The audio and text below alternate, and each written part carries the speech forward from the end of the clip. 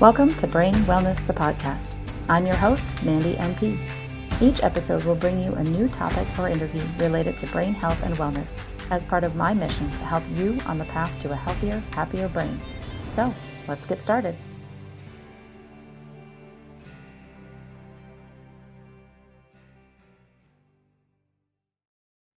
Hello, everyone, and welcome back to another episode of Brain Wellness, the podcast. My guest today is Autumn Starks. Autumn is the founding therapist of Starks Therapy Group. She is a licensed clinical social worker and has been practicing therapy for over 15 years. Autumn uses internal family system therapy to support clients healing from trauma, depression, and anxiety. She specializes in working with spiritual issues, religious trauma, neurodiversity discovered as an adult, and therapy through a justice and equity lens. Today, she's here to focus on therapy and psychedelics, specifically ketamine-assisted psychotherapy and evidence-based treatment for treatment-resistant depression that pair ketamine and work with a skillful therapist. Thanks for joining me today, Autumn.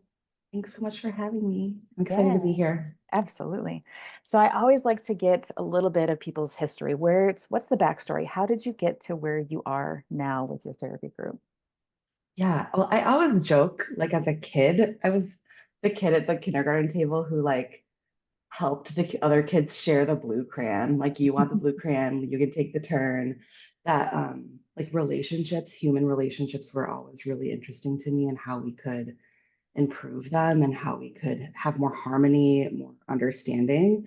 So I think that that sort of came naturally to me. And then as I developed as a person, I got more and more interested in the systems in our world and how they're sometimes really helpful and sometimes really unhelpful, which led me into the field of social work specifically. And so became a social worker, which is one path into being a psychotherapist. People don't realize that, but there are many paths into being a psychotherapist, and having a private practice social work just happens to be one of them. And so did some of my early career with refugees and asylum seekers, or some of my early internships, also in domestic violence programs, in community mental health, and then ultimately have landed here in the private practice space, as many do in this field, because we have kids that we need to feed and rents we need to pay, and trying to balance that, providing for high quality mental health care for people all sort of over the socioeconomic spectrum. So, Yeah. but continuing to do that from a justice lens, even in this private practice setting that we're in. Yeah. Very cool. I did not know that social work was an avenue to get to that. So Yeah, it that's is. really neat. It's cool. Uh, I'm really grateful. I think as social workers, we bring that equity component, that systems lens, a macro systems lens into psychotherapy. We can, right, if we remember to remember yeah. that that therapy can often, especially white Western therapy, can often forget. Uh, Psychotherapy can be so incredibly individually focused and should be in many ways. Yeah. But I feel really grateful for my social work roots. Yeah, yeah. Yeah. I kind of joke about that a little bit in my role as a nurse practitioner. I started as a nurse, so I see things Hmm. differently than the physicians that I work with because of that background as a nurse. And actually, one of the physicians I worked with last week, we just had a conversation about that too. He didn't realize some of the things that we did in nursing to make us a little bit more well-rounded. So I can Hmm. see how being a social worker and starting out that way would make you a little bit well-rounded, a little bit more Yeah. well-rounded in that aspect too. So Yeah. very cool. Yeah. How did the ketamine start getting into your practice? Was it something that you saw or were curious about yourself? Right. It's such a good question. So when I first heard about ketamine being used in the mental health space, it was only being used apart from psychotherapy. It was being used in these medical clinics where you would just go in, they'd stick you in an IV chair, you'd get ketamine by yourself, be sort of sent on this psychedelic adjacent journey. They discovered that it would be helpful for treatment resistant depression because they were trying to study something else and people's depression got better, but there wasn't a lot of support around it. And to be frank, I had a lot of bias against it. I thought like ketamine, special K, horse tranquilizers, like what are we even doing here? And then a few years ago, 2022, I entered a psychedelic assisted psychotherapy training program. I was really interested in the data and research around psilocybin and end of life care, Mhm. and as well as MDMA for trauma. I have a specialty in trauma. And my program happened to cover ketamine as well. I entered that program thinking like ketamine, schmetamine. I Yeah. am like not interested with a huge sort of anti-ketamine, anti like medical treatment model bias. But as a part of our program, we had the opportunity to go to Boulder where our training was mostly online, but to go and have an experiential with treatment triads, which is a very common way therapists are trained. You get the chance to sit as a client, as the therapist, and as an observer, and have a ketamine assisted psychotherapy session. And it radically and profoundly changed the next 6 months of my own personal psychotherapy. It helped me heal from some birth related trauma I had had with the birth of my second child. I had had to be put under general anesthesia for her birth. They had a hard time setting my spinal for my C-section. And I don't mean this in a literal way, but it was like I got to revisit her birth from a place of joy and peace and gratitude. It was like my ketamine experience in a very psychedelic way returned the joy, the goodness of that experience to me. And there was much more to the experience than that. And then even much more in the integration of that experience of the ketamine. And I like to say to people, like, ketamine itself changed my mind about what's possible. Uh, some of your listeners may know that MDMA and psilocybin aren't legally available right now to most of the population unless you're involved in research for psychotherapy treatment. And so my own experience helped me to understand that I didn't need to wait to provide experiences like this to my clients here in my practice, that this psychedelically framed medicine experiences in a really safe, well thought out set and setting, it can be transformational for people's healing journeys. So Mhm. I'm really grateful that I was pushed in that direction. I don't think I would have gone that direction without the nudging of a training program that really valued it in a way that I certainly didn't. I didn't understand until I had the experience myself. Yeah, yeah. And that's often kind of how things go in medicine, one way or the other. As providers and Mhm. healthcare personnel, we often don't understand things until we experience it. We kind of think we do. We I understand it at think a we high do. level, but we That's don't right. really get it. Like I was sharing with you before we push record, I was in a car accident last year, had a TBI. Mhm. I thought I knew a lot about TBI care until Yeah. I'm sitting in this on this side of the treatment team, and it's a Yeah. very different experience when you have that personal experience with it and you can Mhm. see it from a different angle, a different lens even, Mhm. and just get so much more information about it. Mhm. Also, I mentioned before we got started here that if you go back to episode 13 of the show, way back a long time ago now, um, uh, I talked with my colleague and friend, Dr. Jesse Corey, and we kind of got started on some of this. So if you want to get a little bit more detail on the psilocybin part of it, I know we talked about that on Mhm. that show as well. So another one Yeah. Go to back, kind of get guys. in there, pair these two together because I think they're going to be really good Yeah. cooperating conversations here. So Yeah. but kind of getting into that when we have that personal experience, it means so much more to us, and then we can Mhm. explain it so much differently to the people that we're helping. Mhm. So I want to dig into this a little bit more. So how does it, when we talk about just typical medicine and psychotherapy, how does the ketamine different from that? I guess. Yeah. So traditionally, when I talk about ketamine, I like to talk a lot about treatment resistant depression because we have the strongest evidence base. Yeah. A caveat to that is that we're changing the way we think about how we treat mental health concerns in general. So we used to think that, for example, with depression, that or all mental health issues, that you could sort of isolate a specific neurotransmitter and you could work on that neurotransmitter and you could treat that neurotransmitter and then poof, mental health disorder solved. So in the incidence of depression, we would focus on serotonin, we would prescribe SSRIs, and then 6 weeks later you would feel better. And that would work for some people, and that can be life-saving medication. I am not here um, to crap all over, for lack of a better word, Yeah. traditional mental health medication, right? I think it's right place, right time for Yeah. many, many people. Um, and, but it is an oversimplification of the brain and how it works. It turns out the more you know, the less you know sometimes. Hmm. And so the brain is very complicated. You know this better than I do. I speak about the brain mostly in metaphor because my training is mostly in metaphor, Yeah. not in physical structures. And so, okay, walking it back a little bit, um, what we know is that ketamine works differently than that. It works in a more nuanced way.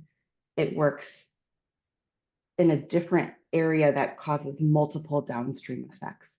So when somebody has been, for example, very depressed for a very long time, or anxious, or stuck with trauma symptoms, but we've mostly studied the depression, we know that the neural connections start to break down over time. What ketamine does differently is rather than target the serotonin alone or dopamine alone or norepinephrine alone, is that ketamine seems to do a couple of things that flips a switch in the brain. It works on GABA. It does a few other things that seems to potentiate the neural connections getting more connected again. It temporarily quiets the default mode network in the brain, so that constant background noise chatter. That chatter in a healthy brain could be creativity, but in most of our brains, it's rumination. Hmm. And even the word rumination isn't technically a negative word, but most of us hear rumination and we hear worry. Rumination could be like, how am I going to solve that problem? I wonder about that way. Most of us hear like, oh my God, and then she said that to me, and then I did that, and then he said this. That's what most of our rumination looks like. So ketamine Yeah. can quiet ruminative thought, and it can also make space for new underutilized neural connections. So that is very, very different than like how an SSRI works. For example, an SSRI works by just not taking up as much serotonin in the synapses. So you've got more hanging around, which can be helpful. The other thing I think that's so cool about ketamine is that it plays really nicely with things like SSRIs. You don't really need to come off of any mental health medication to benefit from ketamine treatment. If you are on something like a benzodiazepine, we may have you attempt to reduce use because it can block the effectiveness of ketamine. Um, but we won't have you reduce use to the point of distress, and it certainly wouldn't be unsafe. So we're not talking about a toxicity issue. Yeah. We're talking about you getting the most out of your ketamine, as opposed to hopefully one day if other types of psychedelic work is available, there will be likely a whole protocol of people needing to come off of other medication, which will be a huge barrier to care. So that's something that we're really excited about with ketamine. It's a much lower bar of entry from a logistics standpoint. Yeah. Yeah. So Yeah. it works pretty differently. Um, and also there's this, for us, a therapeutic component, which is not necessarily required from an SSRI or other sort of prescription Okay. standpoint. Okay. So, from the traditional medicine standpoint, we always say that you can do medications, or you can do medications and therapy, or you can do therapy alone. If the Mhm. ketamine works so great, why don't we just do the ketamine alone? Yeah, such a good question. So we find that with ketamine alone, I wish I had a study. I love it. I love a literature reference. Um, that like about 70% of people see a meaningful change in their symptoms. So why do the therapy component? Yeah. Um, we see that when you add the therapy, you need fewer ketamine sessions. So when you're doing ketamine for mental health purposes, if you do ketamine alone, you're often doing 4 or 6 for induction. It's called an induction period. It's where you do several back to back, usually in a 2 to 3 week window. So 2 a week for 2 to 3 weeks. So ketamine alone, you'll do 4 or 6. Ketamine plus psychotherapy, you'll do 3, maybe 4. Um, so you need fewer ketamine experiences. We often find that the effects last longer when you've paired it with thoughtful psychotherapy. If you're using ketamine to treat treatment resistant depression, you will need boosters.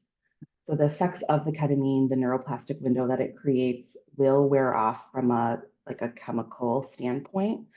We find that when people have engaged in thoughtful ketamine informed psychotherapy, they often need fewer boosters.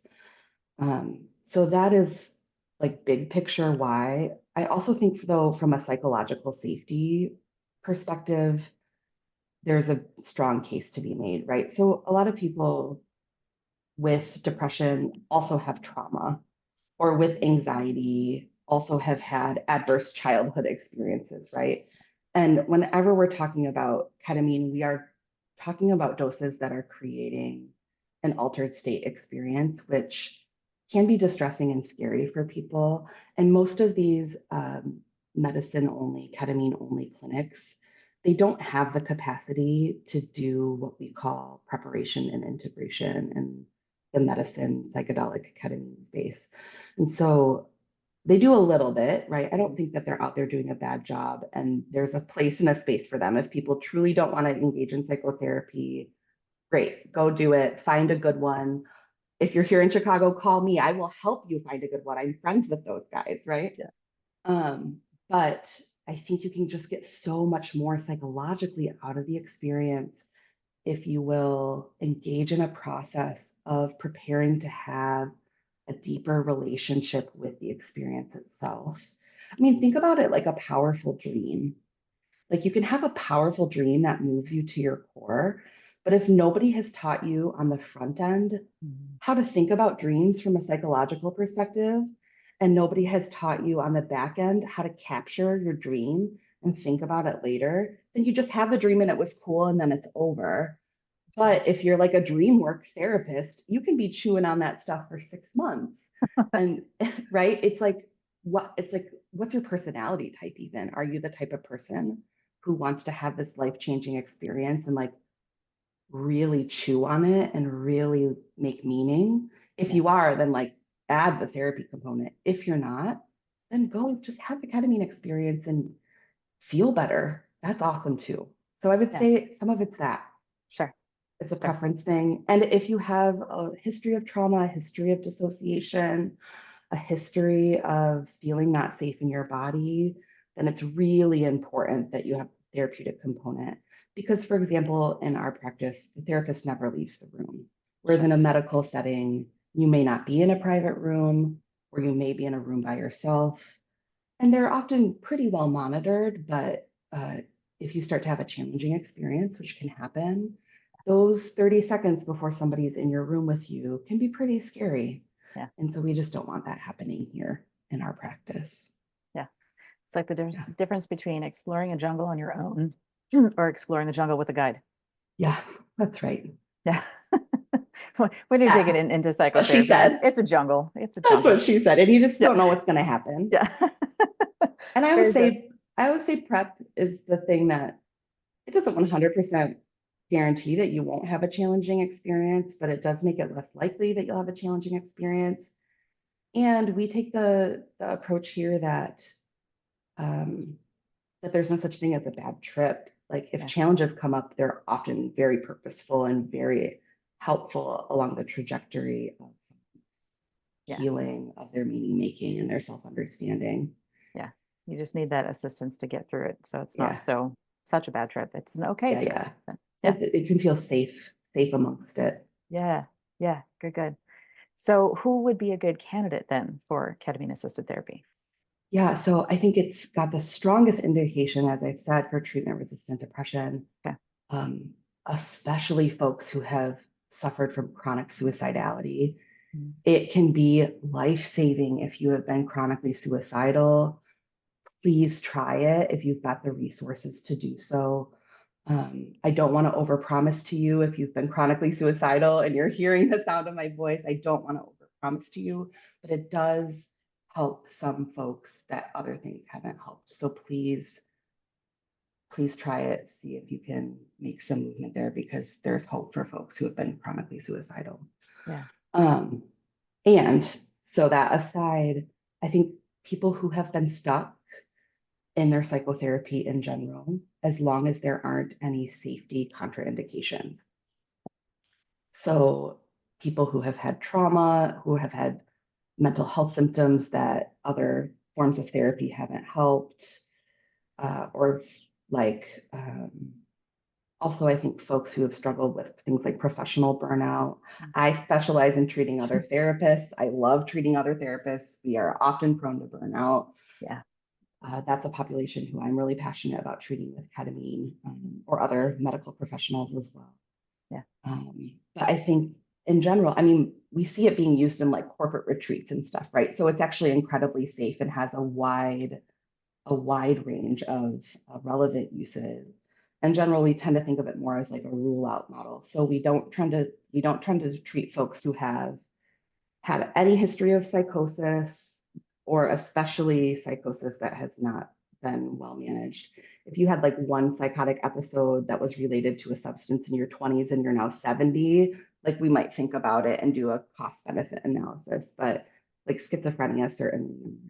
Active bipolar disorder, probably not, especially if you have had several manic episodes. It's probably not a good idea. A long history of chronic dissociation, we're going to want to be super, super careful, really thoughtful, really low dosing, and see. Sometimes the dissociation caused by ketamine can be a helpful tool to treat navigating dissociation, but we're going to want to go so low and slow, and it's going to look different than Yeah. traditional ketamine treatment. And from like a medical perspective, um, any sort of recent um, brain thing that we don't have understood, like stroke, things like that. Obviously, that we're going to want to get that sorted out, or any sort of recent cardiac event. Ketamine temporarily can raise someone's blood pressure, so uncontrolled high blood pressure is something we're going to keep our eyeballs on. Long-term chronic use or overuse of ketamine can also cause trouble with the bladder and with the kidneys, so we're going to want to be careful of that. And of course, we do some screening and some questions around substance use. People always have questions around addiction. When we talk about ketamine, I'm happy to answer specifics. In general, we have not seen ketamine use in we don't see people seeking our ketamine care because they're looking from a substance use Mm. perspective. And we we haven't we haven't gotten like reports from family members, for example, like you gave our 25-year-old ketamine and now they're addicted. Yeah. Maybe that has, I don't want to say that we've gone out and collected all that data either, but it's Right. just typically not seen. We actually see we see things like alcoholism going into spontaneous remission Well, sometimes, not always, but sure. sometimes there's a spontaneous reduction in things like substance dependence or substance misuse. Sure. So, Sure. yeah, Well, that's fascinating too. Thanks I for covering know. that, because that was going to be my other question. Is there anybody who shouldn't do it? So thanks for covering that part Yeah, too. Um, there's probably so much more that we could cover on this. I know. What's your favorite thing to talk about when people come to you and they have questions about ketamine? What's like the main part of the initial conversation? Do they come looking for it, or do you bring it up? I guess that's the Mhm. question I have. I like to let people come to me with it Okay. because it has been such a powerful force in my life. You see how excited I am about Yeah. it. Yeah. And and I am in a constant relationship, well, especially because I have a position of power in any sort of Sure. client relationship I'm in. And so if it's my own longstanding client, I understand our relationship well. I may bring it up once or twice in the context of saying, I also understand that I'm your therapist and there's no pressure here. Yeah. But let me tell you that I see some potential here for you. And I won't bring it up again. But if you want to talk about it again, please bring it up with me. Okay.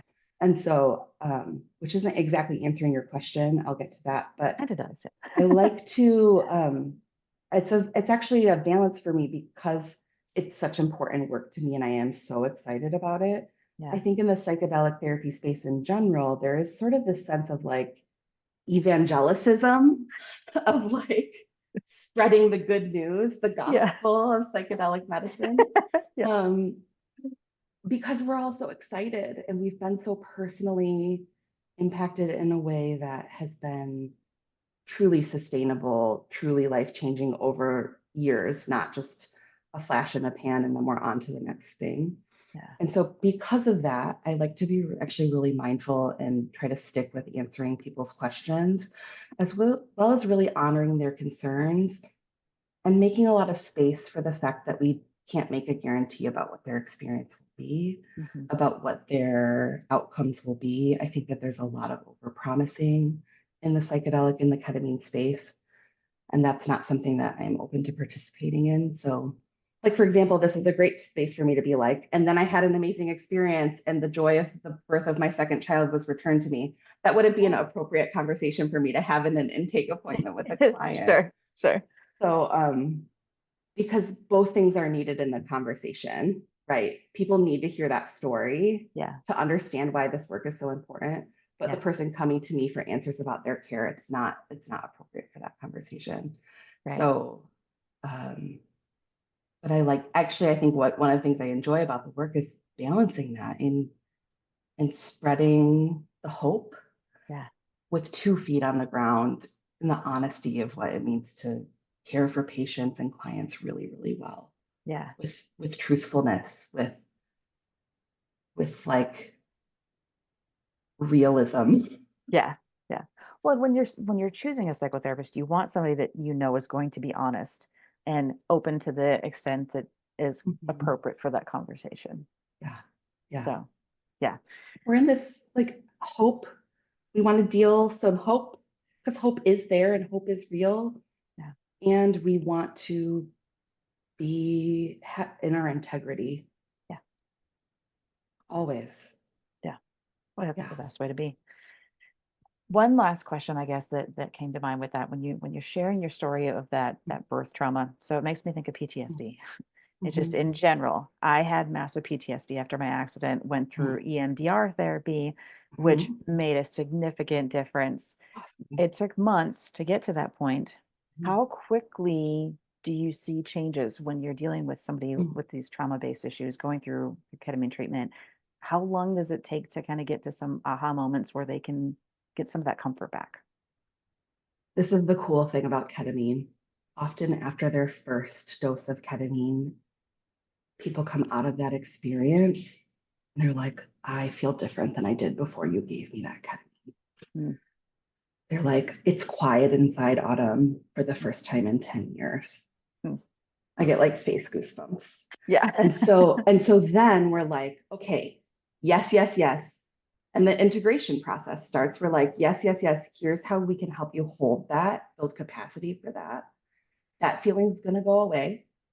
It might go away in a week. It might go away in a day. It might go away in 3 months. You're going to be back next week for your next dosing session. Ketamine is going to be available to you for boosters so that we're not dropping people off the other side of that if Mhm. that feeling fades.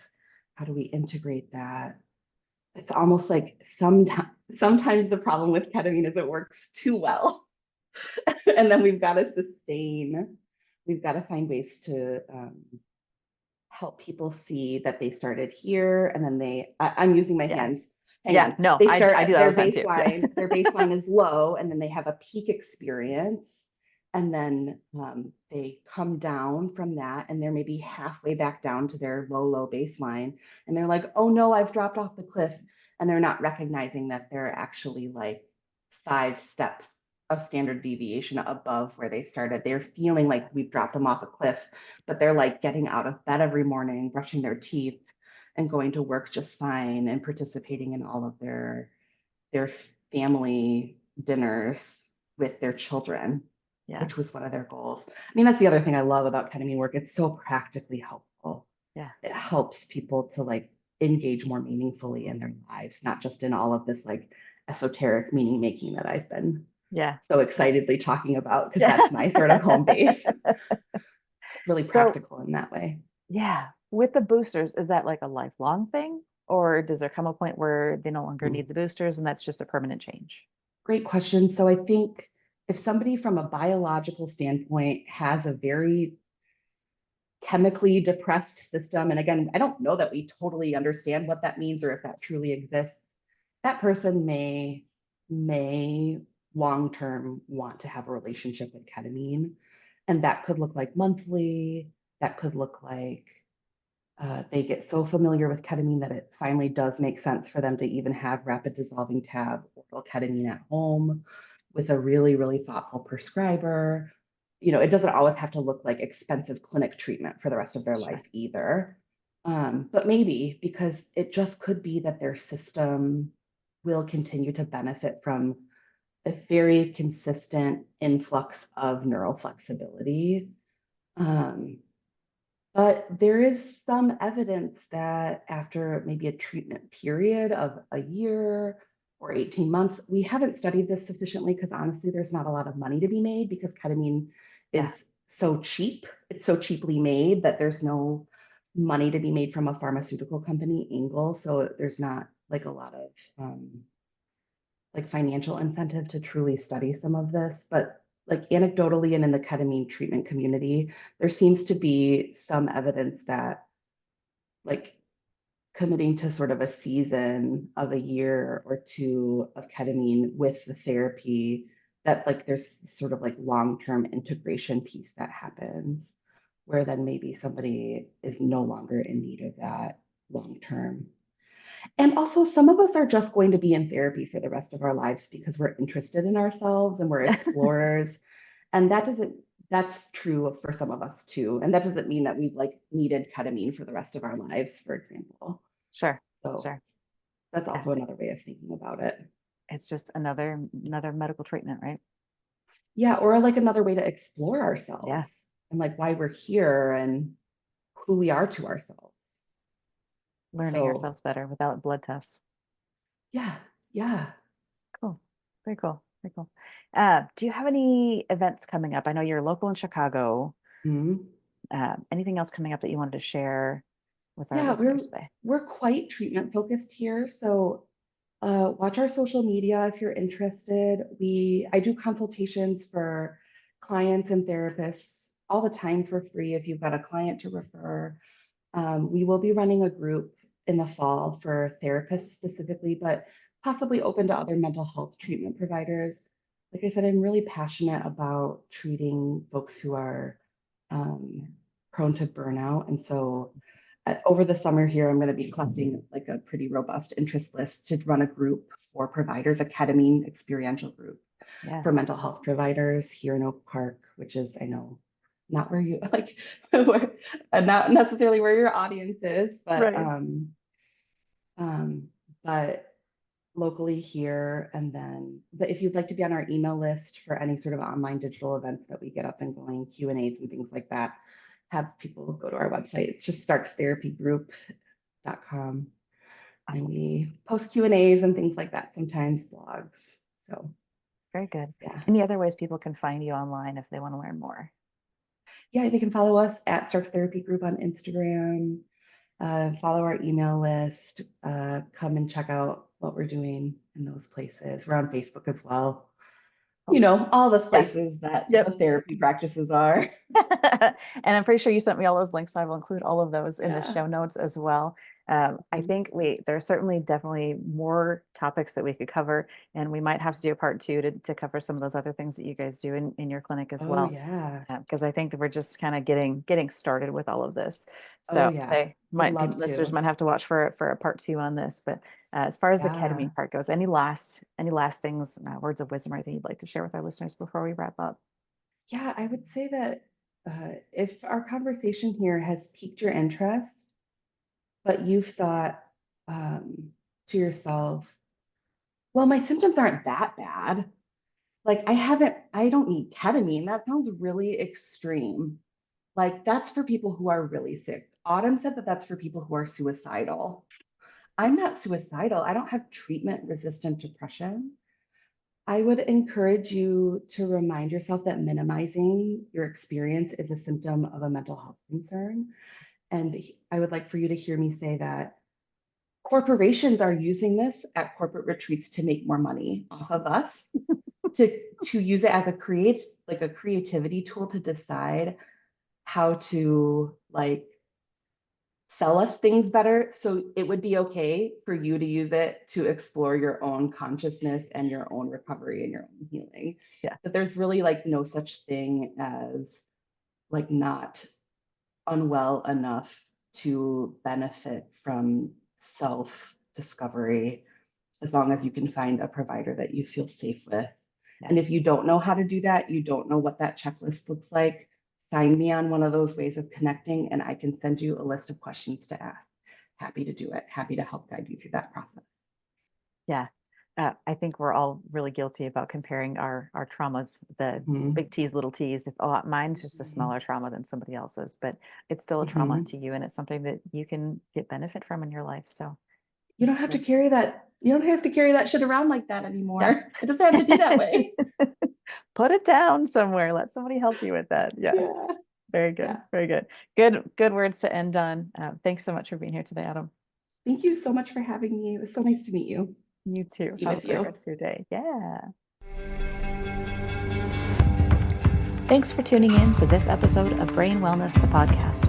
If you enjoyed this episode, I encourage you to subscribe, like, and share this with others to help me continue on with my mission to help people live healthier, happier lives. Go to www.brainwellnesssolutions.com to see what I'm up to and get links to all the social medias there. See you next time.